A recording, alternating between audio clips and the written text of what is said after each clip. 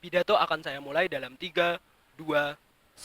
Assalamualaikum warahmatullahi wabarakatuh. Salam, Om Swastiastu, Namo Buddhaya, Salam Kebajikan, Rahayu. Perkenalkan saya Iksan Dwi Cahyo selaku tim pemerintah pada mosi Dewan ini akan mengenakan pajak tinggi terhadap perusahaan manufaktur yang melakukan otomatisasi terhadap sebagian besar kerjanya. Sebelum itu, izinkan saya membuka perdebatan kali ini dengan salah satu cerita, yaitu bayangkan seorang buruh yang telah mengabdikan dirinya selama 18 tahun di perusahaan tekstil, menggantungkan masa depan anak-anaknya pada upah yang ia terima, tetapi di suatu pagi tanpa peringatan, ia diberitahu bahwa posisinya digantikan oleh lengan robot otomatis. Tidak ada pelatihan ulang, dan buruh tersebut pulang membawa kekosongan tanpa pekerjaan, tanpa harapan. Cerita tersebut bukanlah cerita fiksi, hadirin. Itu adalah realita baru yang terjadi, bukan hanya di Indonesia saja, tetapi di berbagai negara berkembang di tengah gelombang otomatisasi. Lalu, menuju definisi yang muncul karena mosi ini.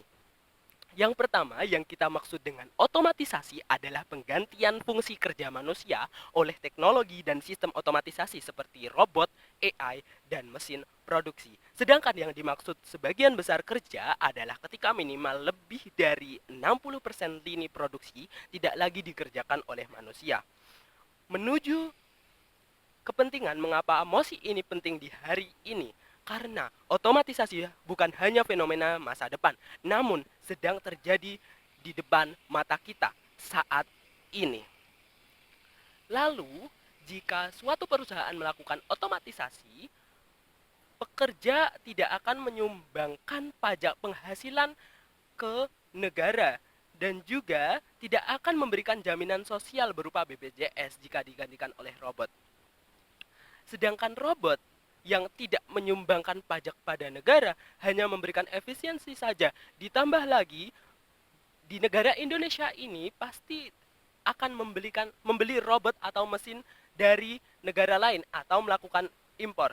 Ditambah laporan dari International Monetary Fund menyatakan bahwa sekitar 40% pekerjaan di negara berkembang beresiko terdampak oleh teknologi saat ini, yaitu AI, yang dapat memperparah ketimpangan pendapatan jika tidak diimbangi dengan kebijakan sosial yang tepat seperti pelatihan ulang dan peningkatan keterampilan. Tanpa kebijakan intervensi tersebut, negara berkembang seperti Indonesia akan mengalami satu, PHK massal tanpa sistem adaptif, dua, meningkatnya pengangguran struktural, tiga, beban finansial negara yang semakin berat karena kebutuhan jaminan sosial meningkat.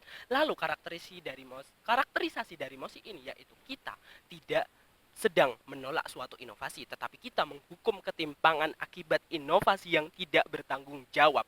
Otomatisasi adalah tindakan yang sah, tetapi jikalau 80% pabrik digerakkan oleh mesin dan manusia hanya menjadi suatu pengawas, kita butuh sistem redistribusi keuntungan agar publik tidak ditinggal. Lalu, status quo saat ini, perusahaan menikmati efisiensi dan keuntungan dari otomatisasi. Sementara itu, negara harus menanggung dampak sosial seperti pengangguran, pendidikan ulang, dan stabilitas masyarakat.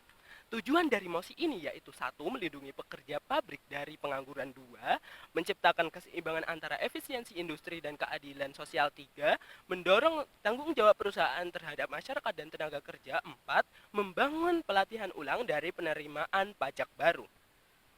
Apa yang terjadi jika mosi ini tidak dijalankan? Yang pertama, perusahaan akan mengotomatisasi tanpa kendali. Yang kedua, negara kehilangan jutaan lapangan kerja. Yang ketiga, jika kelas menengah bawah runtuh, maka instabilitas sosial akan meningkat.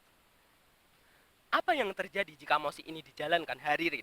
Satu, perusahaan akan berpikir ulang sebelum melakukan otomatisasi brutal. Dua, negara memiliki dana yang cukup untuk pelatihan ulang dan perlindungan sosial. Tiga, tenaga kerja akan dialihkan, bukan dibuang. Lalu menuju argumen saya, hadirin, yaitu otomatisasi massal tanpa beban pajak memperparah ketimpangan antara kapital dan tenaga kerja. Saat perusahaan manufaktur otomatisasi besar-besaran, maka mereka akan mengurangi kebutuhan akan tenaga kerja manusia, tetapi tetap menjual produk ke masyarakat yang ironisnya daya belinya turun karena kehilangan pekerjaan.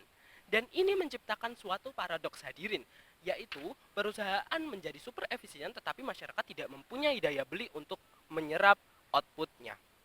Menurut laporan dari IMF lagi tahun 2024, negara-negara dengan otomatisasi tinggi tetapi pajak perusahaan rendah justru akan mengalami suatu stagnasi konsumsi domestik karena kelas pekerja kehilangan daya beli.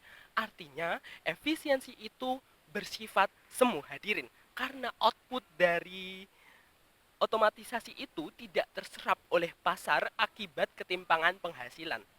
Lalu, mekanisme yang saya tawarkan pada mosi kali ini yaitu satu, pajak progresif otomatisasi dengan diterapkannya kepada perusahaan yang menggantikan lebih dari 50% pekerja dengan mesin. Dua, dana hasil pajak dialokasikan untuk subsidi pelatihan vokasional dan insentif bagi perusahaan yang mempekerjakan manusia.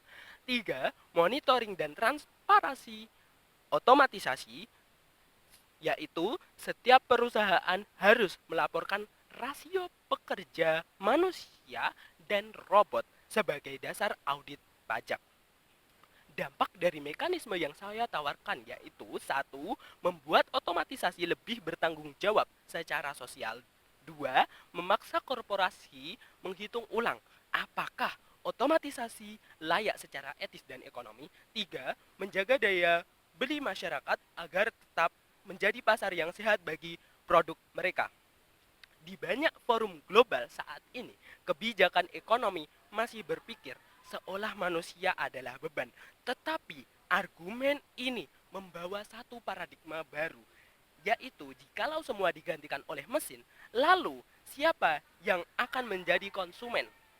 Perusahaan tidak hidup dari efisiensi, tetapi dari suatu pasar, dan pasar tidak hidup tanpa pekerja yang mempunyai pendapatan. Perusahaan bebas menggunakan teknologi, tetapi kebebasan itu datang dengan suatu tanggung jawab. Ketika robot menggantikan manusia, maka perusahaan harus mengganti peran sosial yang hilang. Pajak ini adalah bentuk peradaban baru bahwa keuntungan teknologi tidak boleh menghancurkan martabat manusia. Jikalau kita bisa memajaki karbon karena merusak bumi, maka kita juga bisa memajaki otomatisasi karena merusak keadilan sosial. Maka dari itu, kami bangga untuk mendukung mosi ini. Sekian dari saya, terima kasih. Wassalamualaikum warahmatullahi wabarakatuh.